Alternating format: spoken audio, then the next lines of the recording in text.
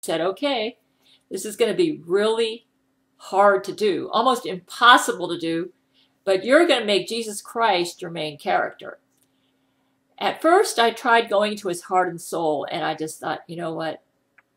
You can't do this. And actually, Jesus Christ, I started interviewing Jesus Christ the few times that I get to talk to him because he speaks to me through Brent Spiner. And I said, Jesus, when I portray you as the main character and I try to go into your heart and soul, should I like how you feel about the fact that most of the human race is going to die and go to hell, should I pose this more of an answer or a question? And Jesus seemed to say, I think maybe you better go with the question, Gail, because he says, nobody really understands how I feel about that.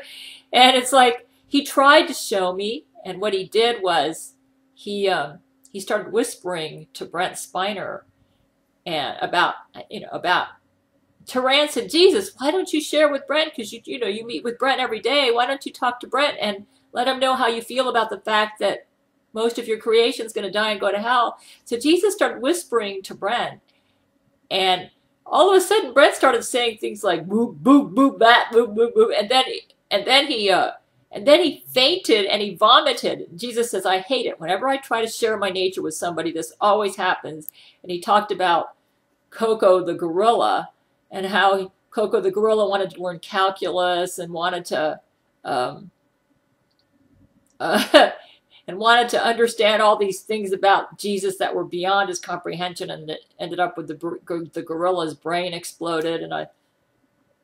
And Jesus says, I hate it when this happens. You know that the words of the songs that they danced to, though they didn't put the words up there, when they were dancing, you just heard the background music. But I happen to know it because I've seen Jesus Christ Superstar.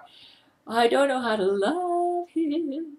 And the ones like, they put the Gethsemane theme up there where Jesus is conflicted about dying on the cross, wondering if it's going to be worth it all. To go through this agony, like, is it worth it all? Is he going to regret it? Is he going to change his mind? I think Jesus may have kind of thought along those lines when he was thinking about dying on the cross. And my novel's going to be going into that because I'm exploring the character of Jesus. And so that theme in that song from Jesus Christ Superstar is like the theme to my book. And I saw it with this ice skating team I thought, wow, that music captures the voice of the book that I'm writing right now. It captures my theme, it captures my voice, it captures even that music so fits my book that if they made a movie from my book and used that music as the background, it would work. That's how fitting it is for my book. So I thought, that's amazing. And then when I saw their performance, they broke a world record, this Russian ice skating pair, to win their gold medal. And I was thinking, wow, that's like my book on skates. But to top it all off, then I watched another Olympic performance, the American Olympic gold medalists, and I've got them right here. And they won the gold in ice. They're on my calendar here. They won the gold medal for ice dancing, and they danced to Scheherazade. And you know what Scheherazade is about? It's the story. It's about a storyteller whose story so moved the person she told the story to that he decided not to kill her. In other words, she was in a situation where life and death was at stake, or this storyteller, life and death was at stake, and if they couldn't tell a good story, they'd die by the end of the story. But their story so moved the person who heard the story, they spared the life of the storyteller. And that's what Scheherazade is like. Now, I listened to the music of Scheherazade, and I thought, wow, that music sounds perfect for some of the scenes in my book.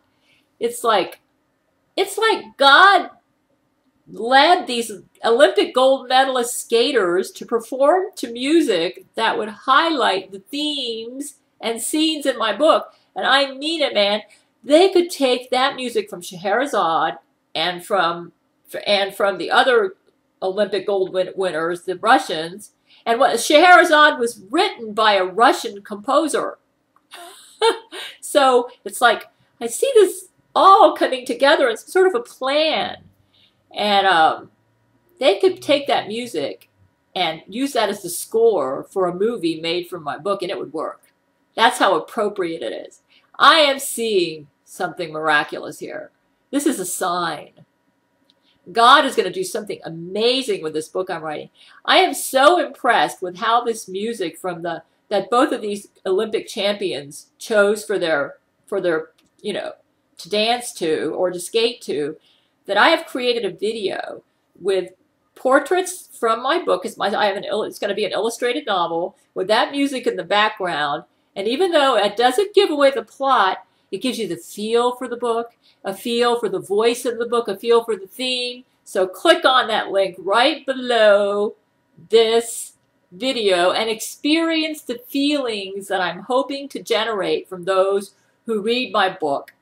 Jesus chose the music because he led both of these Olympic skating teams to choose that music. And this American and Russian team didn't even realize how they were going to come together with their two music themes to produce the themes to my book. It's amazing. I really see this as a sign. I don't think this is just a coincidence. And when you listen to this book, it's like you can feel the emotions that I think my book's going to generate when I'm finally done with it. It's an experience. I am going to let you see the pictures, and I'll let you. Like I said, if they make a movie from my book, they could probably just take this music and use it as the score for the movie, and it would work perfectly. That's how fitting this music is to my book. And so I'll let you see the preview of the movie that I think they're going to make from this book and the music that they may use. Like I said, it'd be a perfect score. I will say this much. I can tell that Satan is getting really upset about this book I'm writing, because what the Lord has been showing me about him is amazing, miraculous.